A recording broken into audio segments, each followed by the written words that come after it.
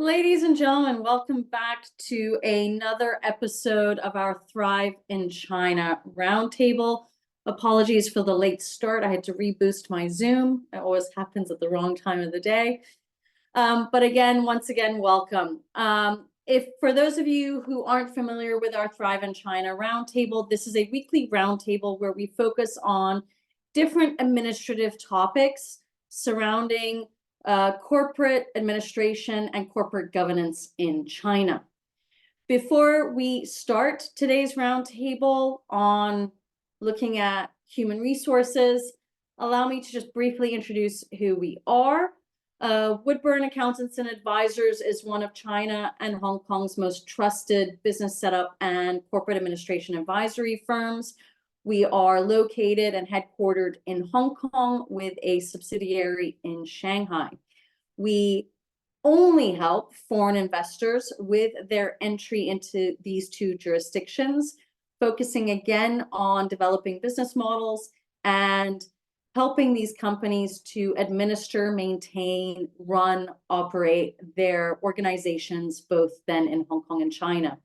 Our services range from pre-investment advisory all the way through to trademark registrations, incorporation, accounting, tax, payroll, and of course, based on this topic, we do recruitment, but solely in the finance sector, which is obviously our specialty.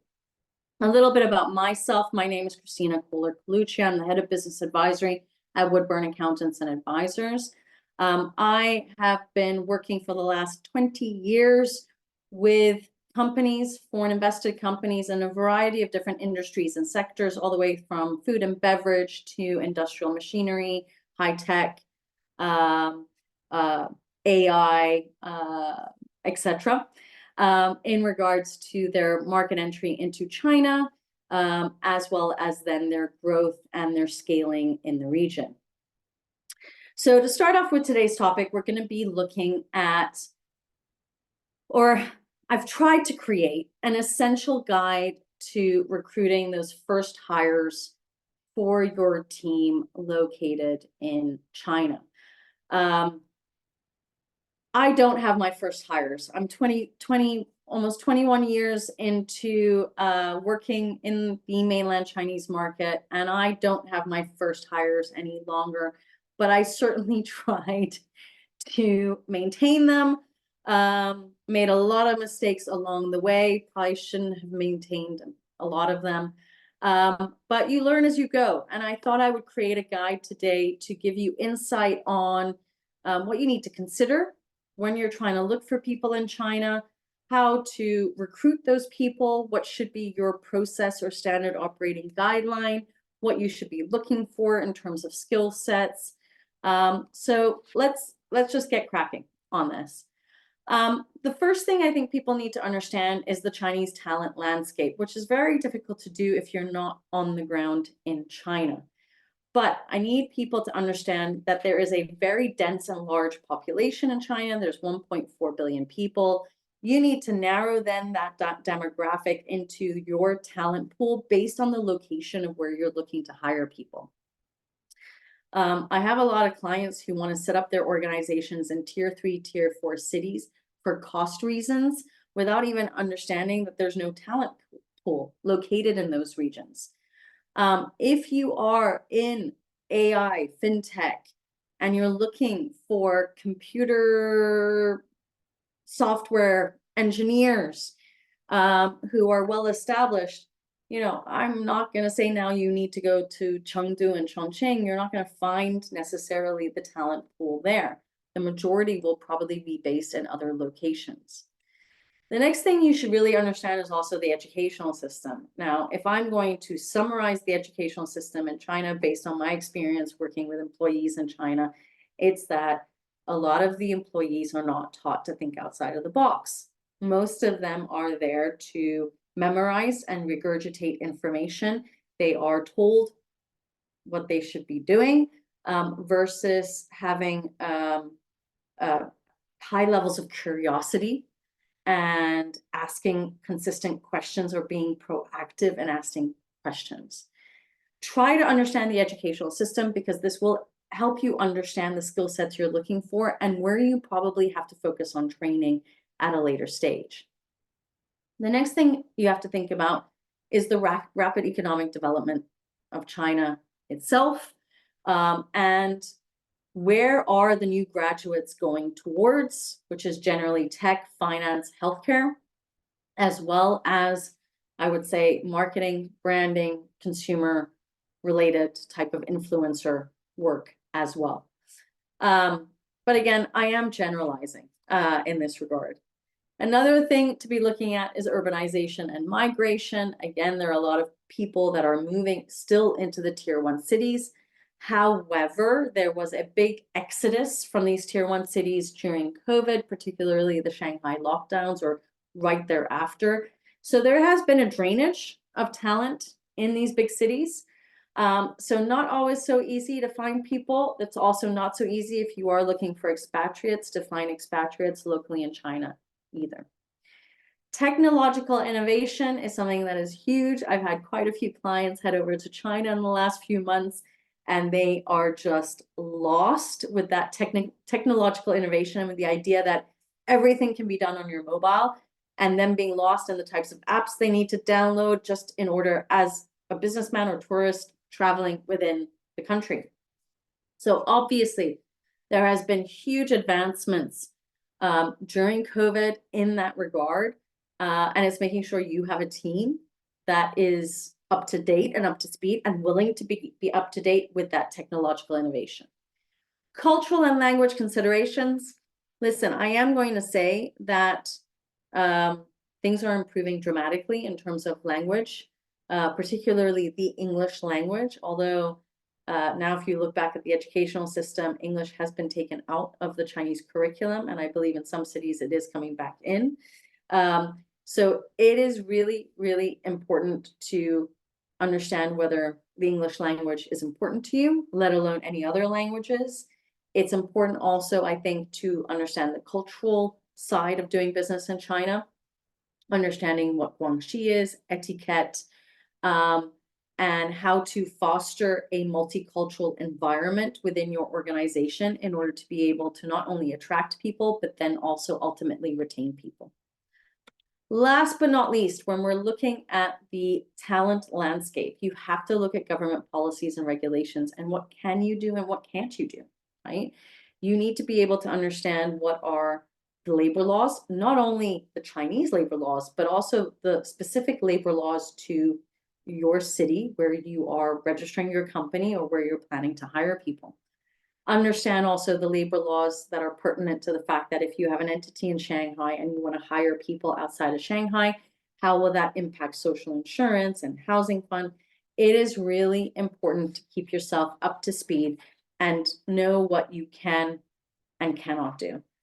Ultimately, I have seen a lot of people be burned by employees, affecting companies' budgets, by overcompensating terminations, not knowing how to negotiate, being, I'm going to use a strong word now that I don't like, but being cheated on because you as a foreign investor did not research the policies and regulations and did not know how to leverage negotiations and have discussions. Without that knowledge level, and if you don't want to learn it, that's by all means, that's your prerogative, but then at least get a labor lawyer on board who supports you with those types of activities. Now, I think crafting a recruitment strategy is truly important in China. And I really wanted to bring out in this chapter tips of where I see companies going wrong today. Okay. And I wanted to highlight where you can find people, how to find people, and what are the pros and cons. You can take these tips and you can do what you like with them. But honestly, if you can incorporate all of these into a proper recruitment strategy where you are doing something effectively right from the beginning, you will then be successful not only in recruiting people to your organization, but recruiting top talent that will also then stay. So I know there's a lot of words on these slides, so I do prefer people to listen to me. I wanted to put the content there in case people want to rewatch these episodes and kind of take their time to read through the content. But the first and foremost is you've got to define your talent needs. And what do I mean by this? I mean, what do you need in terms of a skill set? And your depending on what stage of your journey you're going to be in, that defining those needs are going to be very different. So I'm going to focus on starting up in China. Generally, when you're starting up in China, you're not going to start up with a team of 10 people. You're going to start up probably with a team of 1, if not 2, maybe 3 people. You want these 3 people to be as flexible as possible. They probably were hired for one specific reason, but ultimately, because you are a 3-man show, you want them to be flexible enough to do a lot more job requirements than probably you would ask if you had a 10, 20 person team. So you need to be able to, you have to really outline the skill sets that you need and try to discover where you can see that potential in people. When I started off at the company and we would tell accountants, well, you're going to have to do a bit of marketing. You know, they started looking at me like, marketing? What, she's going crazy? I'm not a marketing person. I'm an accountant. Or, you know, we would hire specific people that only had experience in handling accounts receivables, accounts payables. And now we're saying, well, you're going to have to create P&Ls, balance sheets, and do the whole shebang for companies. And they're like, well, this is way out of my job responsibility or experience. That's where you have to understand where if they have a good attitude and you can see other potential skill sets in them, how are you going to train them to be able to have the confidence to do what you're asking them to do? When you're starting off in your business in China, you need everybody to be full hands on deck and supporting the business to reach certain targets, if you will, milestones, in order to be able to then grow and scale. Now, the idea is that these first hires that you put on board are there for the first 5 years of building up this startup and building up this foundation. You might find that after 5 years, you've grown to a certain extent where they're not of value anymore. They were there really for the growth and building up stage. And now you need more specialized people to fulfill other roles. Potentially, you could use them for other things. But we do see that switch of talent from that 5-year starting up phase to then reigniting the organization at that 5-year time frame to then grow and scale at a whole nother level. You've got to understand the local talent trends, right? And again, this is easier said than done if you're not on the ground. If you are on the ground, then you should be listening to your peers, to your friends, to hear what are the pain points in regards to talent in general. One thing that we are seeing in Shanghai particularly is people don't want to switch jobs at the moment.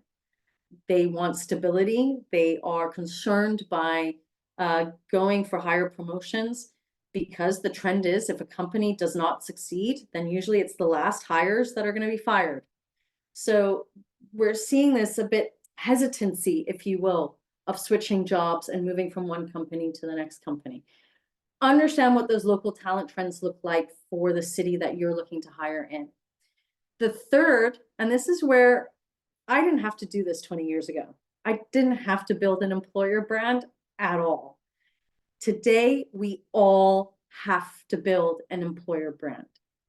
We need to attract people to come to interviews. And those individuals are going to be researching your company prior to coming to an interview. They're going to want to see on social media, are you active on social media? What are you doing? How are you enticing them? You need to build this employer brand, all right? So like I mentioned here, you know, think about building up a brand on social media to attract people. Look at your company website. Is it actually a website that is stunning, that is innovative, that will attract people? Are you attending industry events to show that you are a expert leader in whatever industry or sector you are in, right?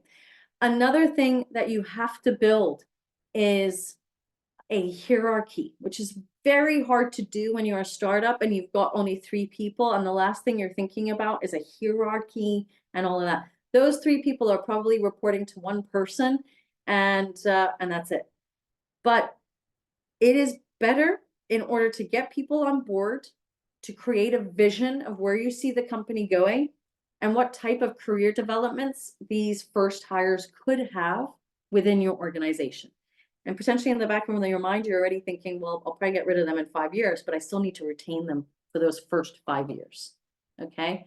So make sure you're highlighting all of these different aspects of why people should be working for you. Okay. The next thing is using multiple recruitment channels, and understanding that there are a variety of recruitment channels. One is obviously the online job boards. You have 51 Job, which is something we use. You have China HR. You have Zhaopin. You have, I think, Liepian. You have a whole bunch. You have the Chambers of Commerce that also are types of recruitment channels. You've got university career fairs. You've got obviously headhunting firms. And last but not least, you also have employee referrals that I'll be touching on later as well. There are multiple recruitment channels that you can utilize. When you hire that first person, you can say to him or her, do you know people that would be interested to work for us, right?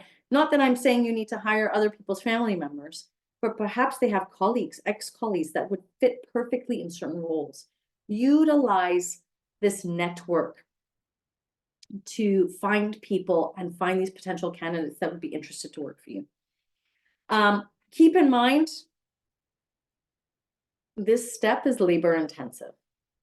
It is underestimated. You know, when I go on 51 Job and I'm looking for people, it's always a priority. It's something I hate doing. It is so labor intensive, and the number of hours I have to spend in 51 Job to go resume by resume, evaluate, okay, now contact, that all just takes time. And when you're a small organization, it's kind of the leader who's doing that type of work. If you feel that's a waste of time, then obviously go to the recruitment agencies to help and support you. I don't know the skill sets that you're looking for. Generally, for me, as a startup, I'm always looking for people who are more qualified, because generally they will be more flexible to do more job responsibilities and be more open to doing things that they've never done before. That always comes with maturity.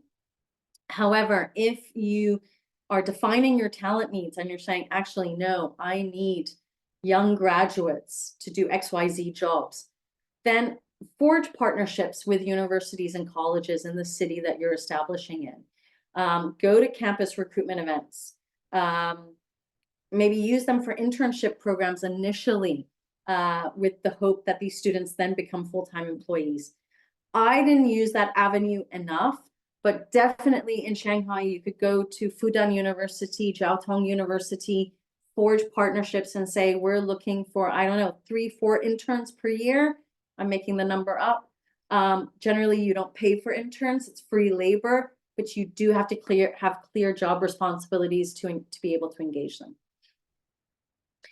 Then adapt your approach to cultural differences. One of the biggest dilemmas we see in the recruitment process with foreign investors is, obviously, if I'm a German company interviewing a German candidate in front of me, that whole experience is going to be very different than if I'm a German company interviewing a mainland Chinese individual whose second language is English, not even German, right? And obviously the style of communication is going to be different, and it can put people off. I have interviewed people in the past where I can tell you right now, the interview ended after 5 minutes because I could not get anything out of the candidate. And either they were intimidated or they had a blockage that they just couldn't open up, and perhaps they weren't used to talking to a foreigner. So you've got to also create an environment when you are interviewing people to respect the Chinese culture, understand what are the right communication styles, interview formats, and then at a later stage, what are the right negotiation techniques to forge this. And it's all just to say, I have had to interview 100 people before finding that, I don't know, that good 5 or 6 candidates that, I don't know, there was a connection, a link where we could sit for an hour in the conference room and have a conversation, which wasn't really an interview. It was a conversation about getting to know each other. Where do we see the company going? Where do they see the company going, right? We are trying to build trust. We're trying to build a relationship, guanxi, if you will, with these candidates that eventually will come on board. It starts with that first meeting and that first impression. And if you meet somebody that doesn't fit at all, I do not see the problem in ending that interview straight away. If you know, you know, all right? The next is offering competitive compensation and benefits. The first thing that I would highly recommend to everybody is understand what are the current salary guidelines in tier 1, tier 2, tier 3 cities. Most of the larger recruitment firms have free salary guidelines online that are specific to China. I use Gemini HR salary guidelines, but you also have salary guidelines from Hayes, from Michael Page. Just type into Google Michael Page salary guideline China. It will pop up. You might have to input your email address, but then you get a fully downloaded, up-to-date salary guideline of salaries for different types of roles in China. I think that's always a starting point to understand titles. Obviously, they're not going to give you job descriptions in there, but you'll understand titles, years of experience, and gross salary amounts. You want to be competitive in this market, right? So it is really important that you are offering something that is competitive. Make sure that you are asking candidates what they are earning now and ask them to show you proof of what they are earning now. Don't believe the verbatim number that they are giving you. Ask for concrete salary slips to understand what is the breakdown of their salaries before making any form of offer towards them. Understand in your industry, in the different types of roles, whether there is bonuses being offered on performance, sales commissions, for example. How often are those bonuses being distributed? Is it annual? Is it quarterly? How does it work? And we are no longer living in a country where it was 24/7 working styles. Now people want a work-life balance and they want to see how you as a company are offering that. Again, thinking in the back of your mind, as a startup in China, there is no work-life balance because your goal is to hit certain milestones and targets, but you do have to offer some of that to your employees, or you offer them larger incentives. Next is having a streamlined hiring process. And what I mean by this is, again, a mistake that I made at the beginning. I didn't have any process at all. I was winging it, interviewing people left, right, and center, not having actually a concrete list of questions I was asking everybody. I was going by gut feeling and how I felt with the person and just kind of taking the conversation where it went. We all need to have a set of concrete questions to ask people in order to be able to compare answers. You need to create a standard operating guideline on how that hiring process is going to look like. How many people do you want to interview? How many people are going to go? I don't know. Are you going to have a top 3 of second round interviews, a top 5 of second round interviews? If you do a top 5 second round interviews, what's the next step? I, for example, ask every single employee to do a assessment based on their specific skill set, to make sure they really have that specific skill set. I don't see any problem in doing that. For people in BD sales roles, I do ask them to create a presentation on what they would do in the first 90 days of joining our organization. I think these assessments are critical to really understand whether candidates are interested in your company, how seriously they're taking this assessment. And I have had people blow me away with not their feedback, but their presentational skills. And immediately I was offering them roles in the company. So these assessments for me are critical, and they are part of now our hiring process for every single role in the company. Training and development is, again, something that startups don't like to hear in China, because that is probably something that is not at all in their budget. They don't even have space to put that in their budget. I highly recommend it for little things. One, English language skills. Are you hiring people who know how to write emails, proper professional emails in English? Are you hiring people who know how to do PowerPoint presentations to the style that you are used to? Are you hiring, and these are really soft skills that sometimes just training, 1 session, 2 sessions would be enough. All the chambers of commerce in China offer training and development programs through outsourced parties. I would definitely take a look at that and utilize those, because they even have member special discounts. Utilize that to train your staff. I have even used a trainer to teach my staff how to make phone calls. I know we're all on WeChat, but there are moments where we have to call clients, and we have to call third parties, and we have to be brash and pick up the phone. And I was finding that a lot of younger graduates didn't know how to make a phone call, not a professional one, at least. And again, they didn't even know how to do this in Chinese. So it's just to say that with all the advancements in the world, sometimes we have to go traditionally.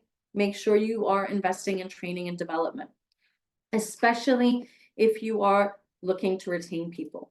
Now, one of the clauses that I put in my employment contracts in regards to investing in training and development is my expectation that if I am paying for training and development, that they're going to use that training and development within my organization. And therefore, once they've got a training, they have to remain within the company for at least 12, 24 months, depends on the role. And if they decide to leave, they owe me the money back for that training and development. And it's in the contract, and I have enforced it. So I just want to highlight that, that's a nice security blanket for you. If you are thinking about that you're taking money out of your budget, people are going to anyway move jobs, ask them for the money back. You can take them to the labor arbitration and secure that. And last but not least, it's measuring and evaluating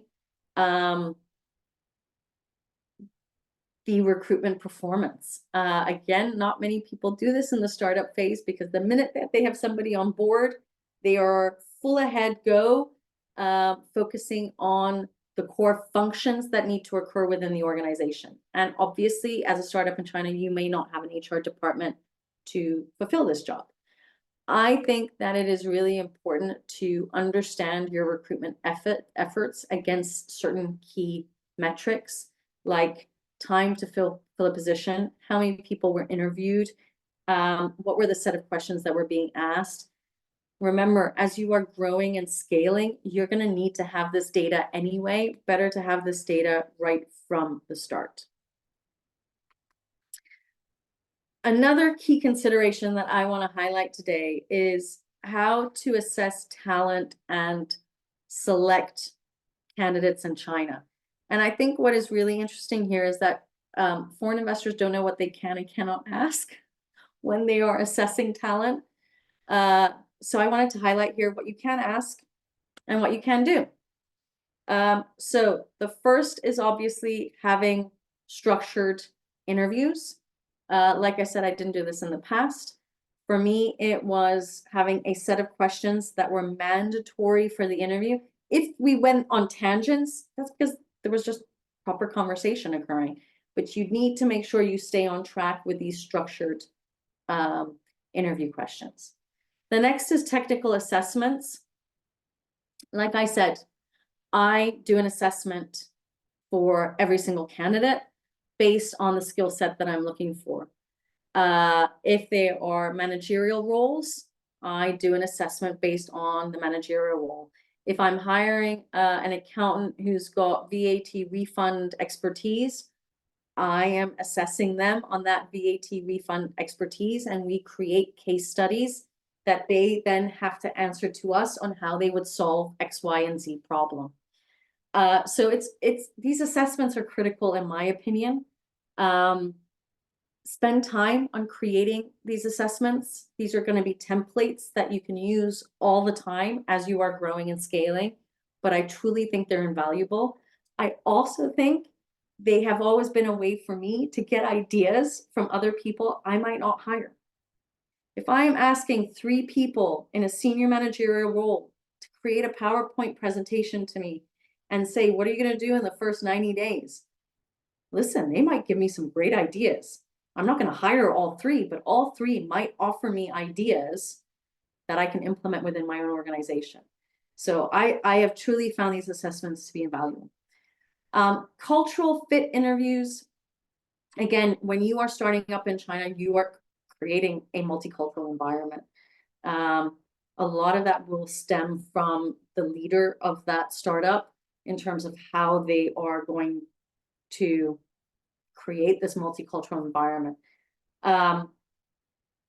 You know, one of the interview questions that I ask a lot of candidates is, and I'm interviewing senior managerial staff. I'm not interviewing lower people in the hierarchy anymore. I used to. I'm not doing it anymore. But for me, cultural fit interviews is, you know, what type of team building exercises did you do? How did you culturally integrate one with the other? Did you get along with the Western mentality? What difficulties did you have in getting along with the Western mentality? How could this have been improved? Again, it's all about getting ideas from them in terms of how to better the system. Reference checks also I find are critical.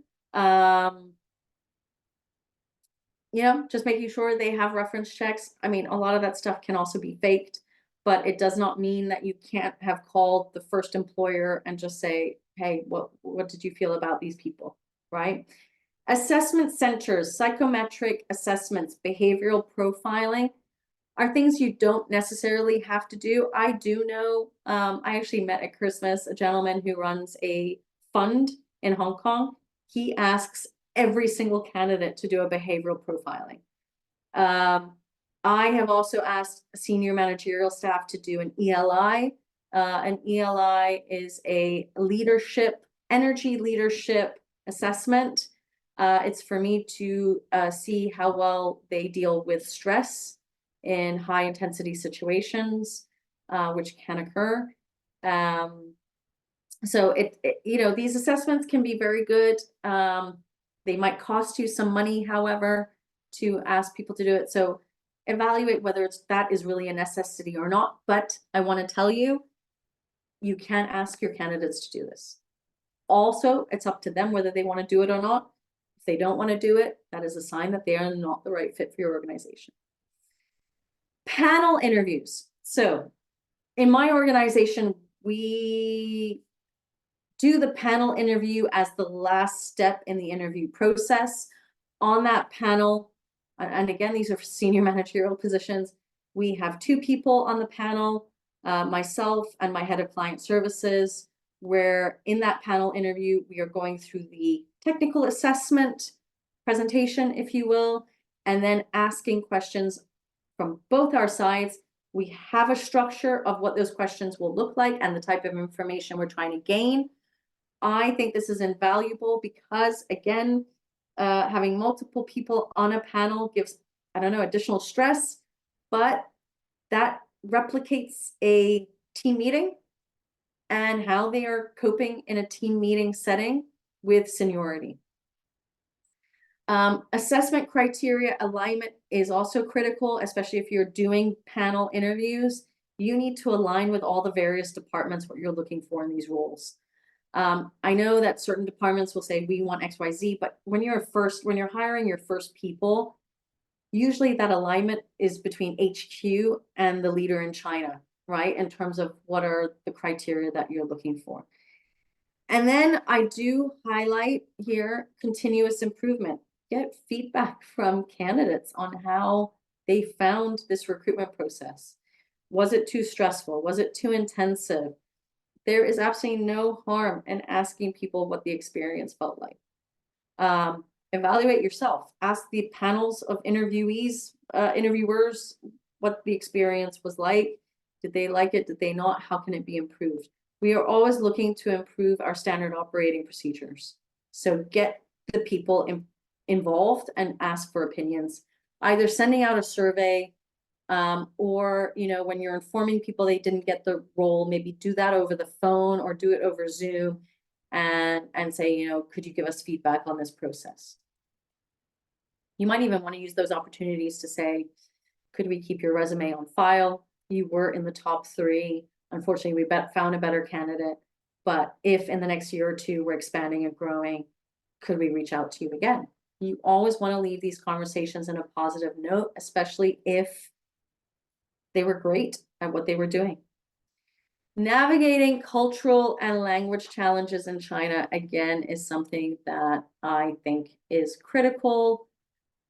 For the main reason that a lot of foreign investors, individuals, managers have only ever flown to China on business trips, and they don't actually really know what it's like to develop an employee-employer relationship.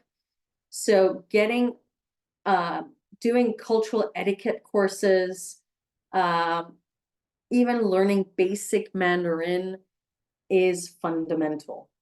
When we're talking about cultural understanding, and navigating this cultural landscape and the differences in doing business in China compared to your own jurisdiction back home, there are a couple of things I would look at. One is cultural understanding, language skills. That's basic. Building relationships. Like I said earlier, one of the key things of finding new candidates is through your own employees or through your own networks.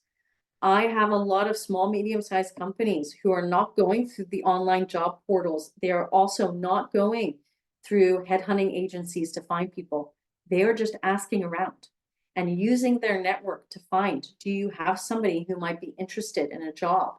Do you know somebody who might be interested from this industry or sector to take things over? It's about talking and saying what you're looking for and seeing whether people can introduce you. It's building that relationship. That is fundamental in China. Your network can be a great vetting source for people. Obviously, if they're telling you now to recruit their niece, that's something else. But if they really have somebody of value that they've worked with in the past, why not take advantage of that? Respecting protocol, again, is important, right? Understanding the whole aspect of how to talk to people, how they should be behaving when they come into your conference room for the interview or when they come onto Zoom, the types of questions that they're asking. Make sure you're politically sensitive. Don't ask what are their political thoughts on the geopolitical tensions that are occurring globally. These are things I would not bring up in the interviews. I have found with my long-term staff in China, when there was the Shanghai lockdowns, nobody on Zoom wanted to talk to me about the real situation. They also didn't want to talk to me via WeChat. And I'm talking about my Chinese employees. They did not want that to go through any of these telephone channels, if you will. They wanted to keep that private. I heard most of what was happening on the ground from probably a biased perspective, foreigners. Foreigners were all willing to talk about it. And obviously you read and see what's happening in the news, but my team did not want to. So respect their silence. Don't push it when you're asking them to say things. Adaptation and flexibility are also important. Making sure you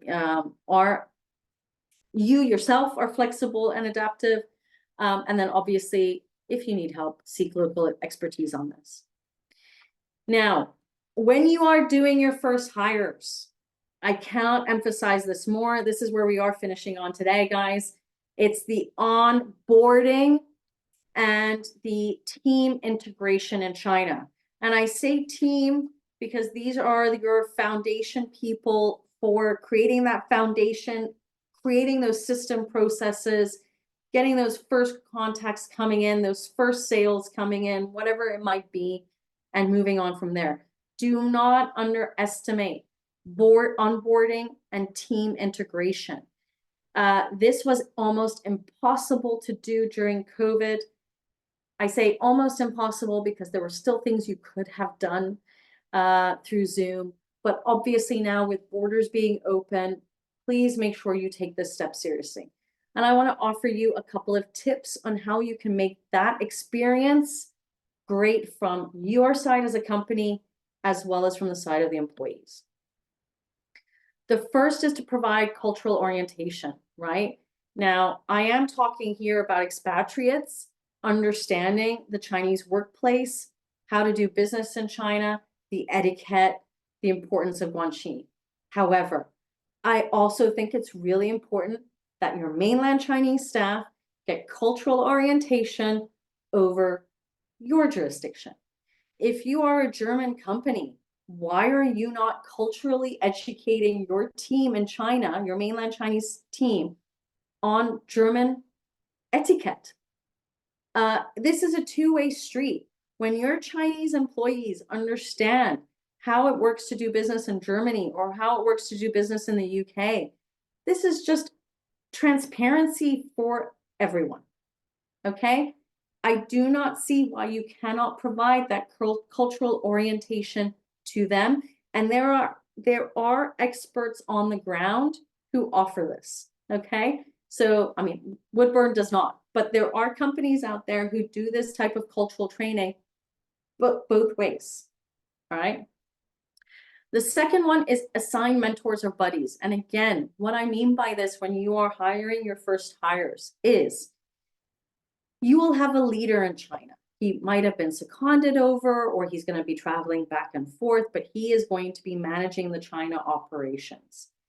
He will know everybody in the HQ most likely, okay?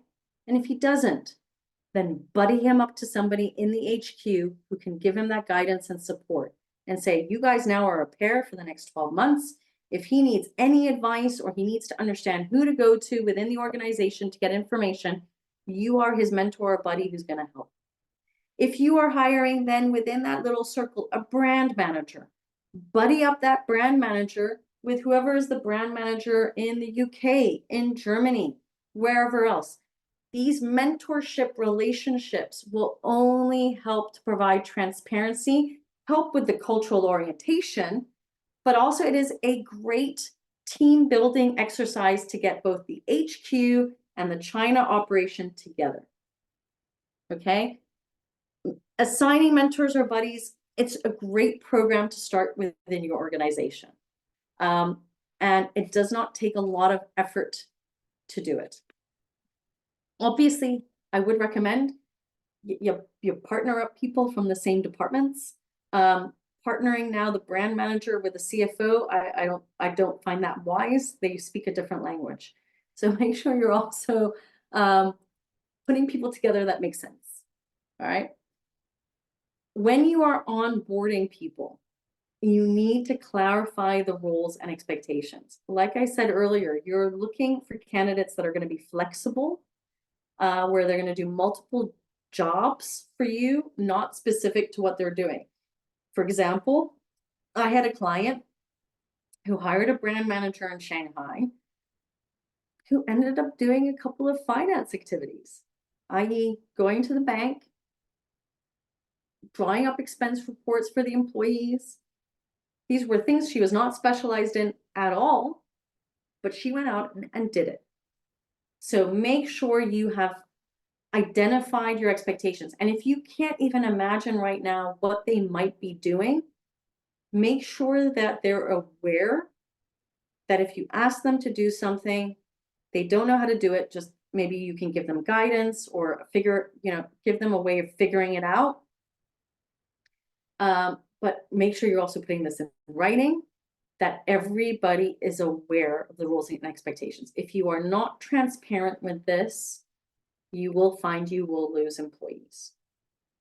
And remember to share the vision of what you're trying to do in the next 5 to 10 years with this company. If you don't share that vision, nobody's going to be motivated enough. And then they might even just resent you when you ask them to do things that are outside of their scope of responsibility. Language support. Please do not forget that your mainland Chinese staff are talking to you either in their second or third language. They're not speaking to you in their mother tongue. Otherwise, you would have to learn Chinese, right? So I want, first of all, you all to understand that they're speaking to you in their second or third language.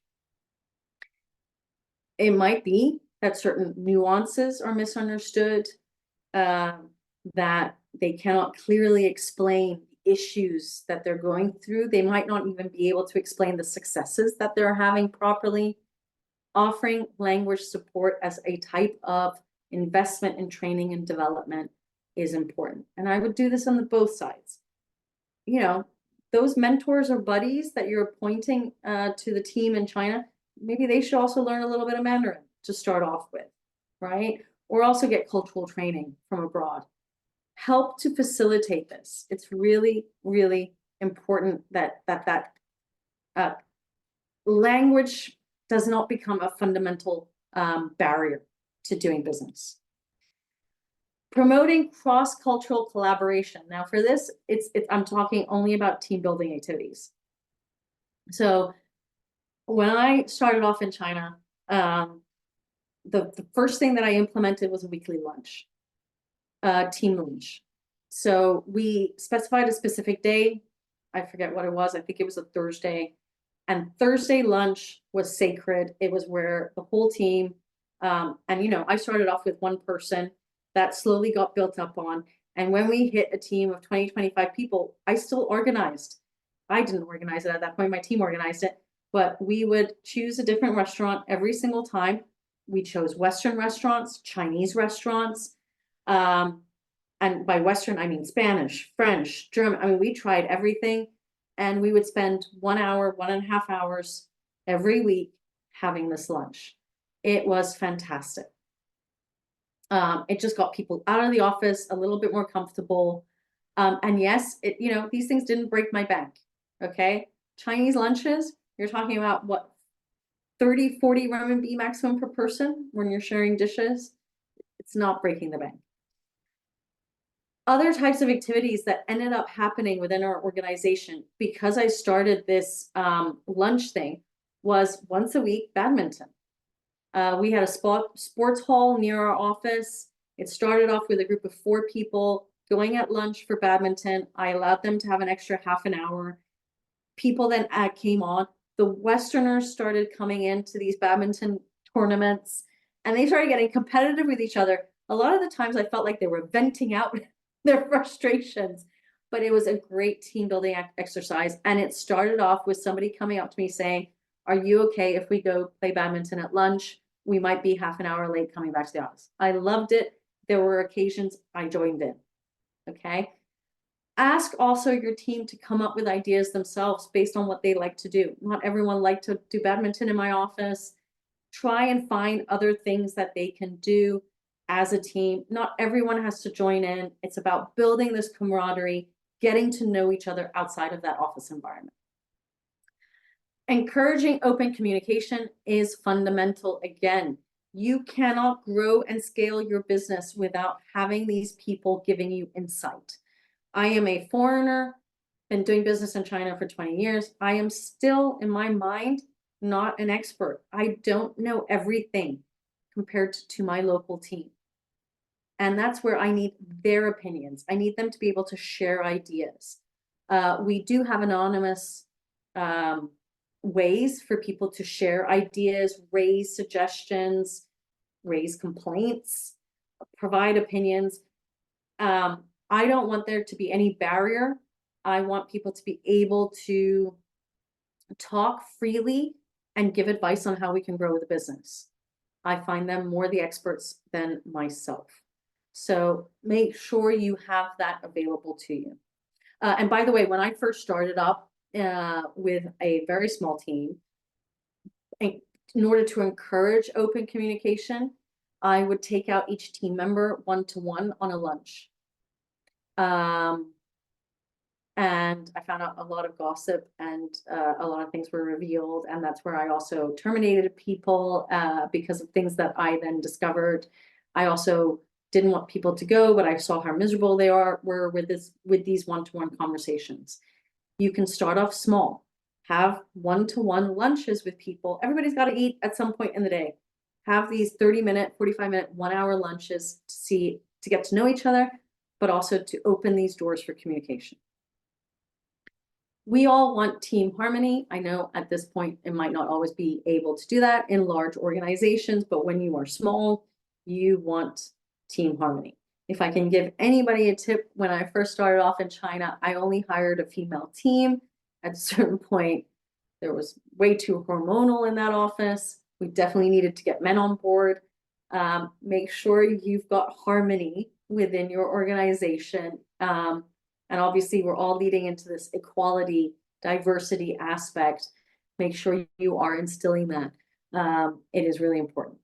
Celebrate milestones and achievements. Again, when you're starting up in China, every single success is what brings you to that scale mode and stage. Make sure you are celebrating these milestones and achievements with your team. Make sure they know when a success has occurred, when a client has been won, and make sure you go out and celebrate that. When you're a team of 1, 2, 3 people, that is so vital. Get these mentors or buddies to get involved in these successes as well. Especially when you are thinking on a 5-10 year trajectory and you've got certain milestones you want to hit in each stage, celebrate those. Get the people involved. And then the last two I've already touched on, right? It's providing ongoing support and development. It's monitoring and evaluating the progress of your team. Again, I think these things are vital.